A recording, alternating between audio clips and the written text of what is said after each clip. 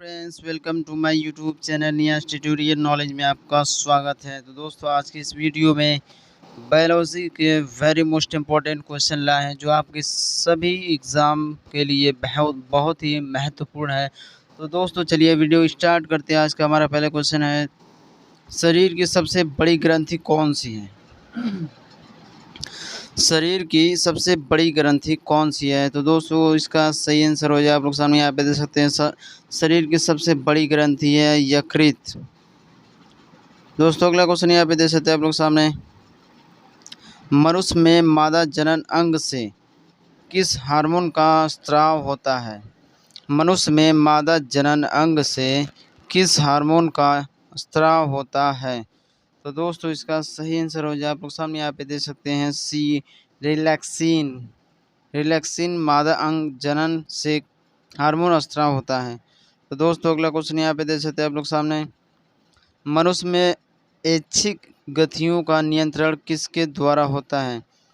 मनुष्य में ऐच्छिक गतियों का नियंत्रण किसके द्वारा होता है? तो दोस्तों, इसका सही आंसर हो जाए आप लोग सामने, ए क्या है, सेरिब्रम द्वारा होता है।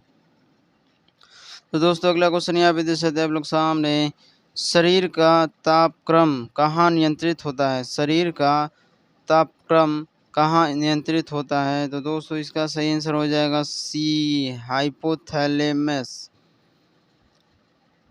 दोस्तों, अगला क्वेश्चन यहाँ पे देख सकते हैं आप लोग सामने,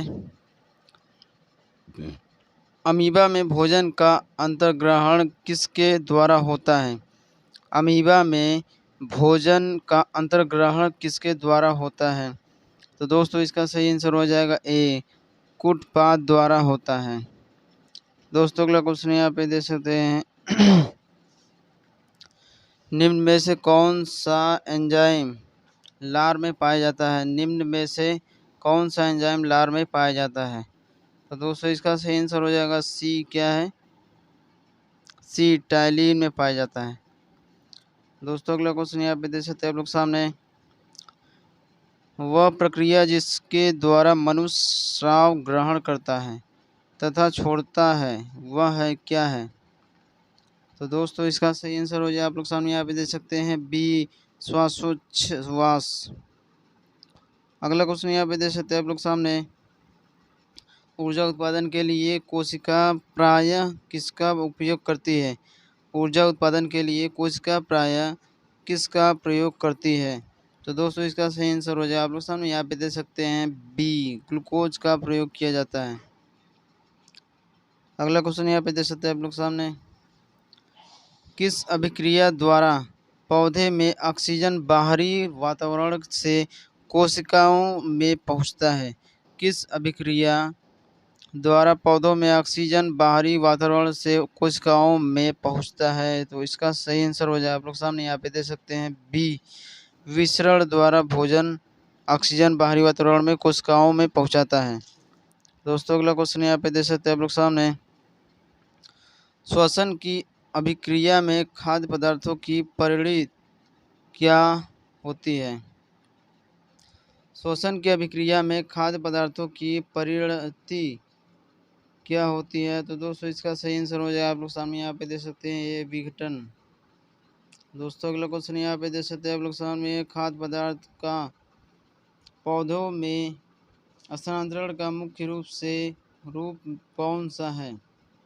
खाद्य पदार्थों का पौधे में स्थानांतरण का मुख्य रूप कौन सा है? इसका सही आंसर हो जाए आप लोग सामने यहाँ पे देख सकते हैं, 11 नंबर का सी सुक्रोज। दोस्तों, अगला क्वेश्चन यहाँ पे देख सकते हैं, एक स्वस्थ मनुष्य का रक्तचाप होता है। एक स्वस्थ मनुष्य का रक्तचाप होता है। तो दोस्तों, इसका सही आंसर हो जाए आप लोग सामने यहाँ पे देख सकते हैं, बी क्या है, 120 से 180 तक रक्तचाप या ब्लड प्रेशर के लिए। दोस्तों, अगला क्वेश्चन यहाँ पे देख सकते हैं आप लोग सामने, मनुष्य के मस्तिष्क की सबसे बाहरी झिल्ली है। मनुष्य के मस्तिष्क की सबसे बाहरी झिल्ली है। तो दोस्तों, इसका सही आंसर हो जाए आप लोग सामने यहाँ पे देख सकते हैं, see durometer. Very most important question दोस्तों यहाँ पे देख सकते हैं। इसका अगला क्वेश्चन है, मनुष्य के घूमने की क्षमता को नियंत्रित करता है मनुष्य की घूमने की क्षमता को नियंत्रित करता है।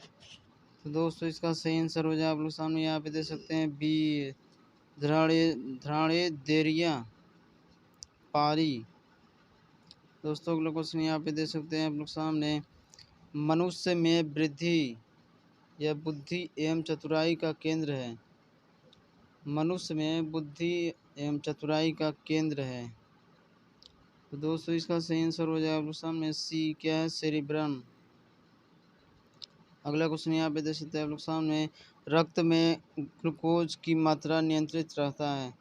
रक्त में ग्लूकोज की मात्रा नियंत्रित रहता है, किसके द्वारा रहता है? तो दोस्तों इसका सही आंसर हो जाएगा डी क्या है, इंसुलिन के कारण रक्त नियंत्रित होता है। तो दोस्तों अगला क्वेश्चन यहाँ पे देख सकते हैं आप लोग सामने, ऑक्सीजन है, ऑक्सीजन क्या है? तो दोस्तों इसका सही आंसर हो जाएगा सी एंजाइम, ऑक्सीजन एंजाइम है। तो दोस्तों अगला क्वेश्चन यहाँ पे देख सकते हैं आप लोग सामने, जैव प्रक्रम के अंतर्गत कौन आता है? जैव प्रक्रम के अंतर्गत कौन आता है? तो दोस्तों इसका सही आंसर हो जाएगा डी, ये सभी आते हैं। क्या है? सभी है, श्वसन, उत्सर्जन, पोषण सभी आ जाएंगे। तो दोस्तों अगला क्वेश्चन यहाँ पे दे सकते हैं आप लोग सामने, गोबर छत्ता किसके अंतर्गत आता है? तो दोस्तों इसका सही आंसर हो जाए आप लोग सामने यहाँ पे दे सकते हैं सी, मृत जीवी के कारण आता है। दोस्तों अगला क्वेश्चन यहाँ पे देख सकते हैं, वायुमंडल में सामान्य CO2 पाया जाता है, कार्बन डाइऑक्साइड कितना % पाया जाता है? तो दोस्तों इसका सही आंसर हो जाएगा डी, 0.03% पाया जाता है। दोस्तों अगला क्वेश्चन यहाँ पे देख सकते हैं आप लोग सामने, छाया में पनपने वाले पौधे को क्या कहते हैं? छाया में पनपने वाले पौधे को क्या कहते हैं? तो दोस्तों इसका सही आंसर हो जाए आप लोग सामने सी क्या है, सियोकाइटस, सियोकाइटस कहा जाता है। तो दोस्तों अगला क्वेश्चन यहाँ पे देख सकते हैं आप लोग सामने, मनुष्य में मुख्य श्वसन अंग क्या है? मनुष्य में मुख्य श्वसन अंग क्या है? तो दोस्तों इसका सही आंसर हो जाए आप लोग सामने यहाँ पे देख सकते हैं ए, फेफड़ा। Very very most important question दोस्तों। दोस्तों अगला क्वेश्चन यहाँ पे देख सकते हैं आप लोग सामने, निम्न में कौन सी बीमारी श्वसन तंत्र से संबंधित है? निम्न में से कौन सी बीमारी श्वसन तंत्र से संबंधित है? तो दोस्तों इसका सही आंसर हो जाएगा डी, ए और बी दोनों, डायबिटीज, टीबी। दोस्तों अगला क्वेश्चन यहाँ पे देख सकते हैं आप लोग सामने, उच्च रक्तचाप की अवस्था में उच्च रक्तचाप की अवस्था को क्या कहते हैं? तो दोस्तों इसका सही आंसर हो जाएगा आप लोग सामने यहाँ पे देख सकते हैं सी, हाइपरटेंशन कहते हैं। दोस्तों अगला क्वेश्चन यहाँ पे देख सकते हैं आप लोग सामने, मछलियों में उत्सर्जित पदार्थ क्या है? मछलियों में उत्सर्जित पदार्थ क्या है? तो दोस्तों इसका सही आंसर हो जाएगा डी, मछलियों में उत्सर्जित पदार्थ अमोनिया है। दोस्तों अगला क्वेश्चन यहाँ पे देख सकते हैं आप लोग सामने, पौधे में आवश्यकता से अधिक जल किस प्रक्रिया द्वारा बाहर निकल जाते हैं? पौधे में आवश्यकता से अधिक जल किस प्रक्रिया द्वारा बाहर निकाले जाते हैं? तो दोस्तों इसका सही आंसर हो जाए आप लोग सामने यहाँ पे देख सकते हैं बी, वाष्पोत्सर्जन के कारण निकल जाते हैं। दोस्तों अगला क्वेश्चन यहाँ पे देख सकते हैं आप लोग सामने, निम्न में से किसे प्रकाश संश्लेषी अंग कहते हैं? निम्न में से किसे प्रकाश संश्लेषी अंग कहते हैं? तो दोस्तों इसका सही आंसर हो जाएगा ए, पत्ती को प्रकाश जो है श्वास लेता है, उत्सर्जित। दोस्तों अगला क्वेश्चन यहाँ पे देख सकते हैं आप लोग सामने, पौधे में गैसों के आदान प्रदान के लिए रहते हैं, पौधे में गैसों के आदान प्रदान के लिए रहते हैं। तो दोस्तों इसका सही आंसर हो जाए आप लोग सामने यहाँ पे देख सकते हैं बी, रंध्र द्वारा। दोस्तों अगला क्वेश्चन यहाँ पे देख सकते हैं आप लोग सामने, फेफड़ा का आकार होता है कैसा? फेफड़ा का आकार होता है किस प्रकार होता है? तो दोस्तों इसका सही आंसर हो जाएगा सी, शंक्वाकार फेफड़ा का आकार होता है। दोस्तों अगला क्वेश्चन यहाँ पे लास्ट क्वेश्चन हमारा देख सकते हैं आप लोग सामने। भोजन का पाचन किस प्रकार अभिक्रिया है? भोजन का पाचन किस प्रकार की अभिक्रिया है? तो दोस्तों इसका सही आंसर हो जाए आप लोग सामने ए, अपचयन।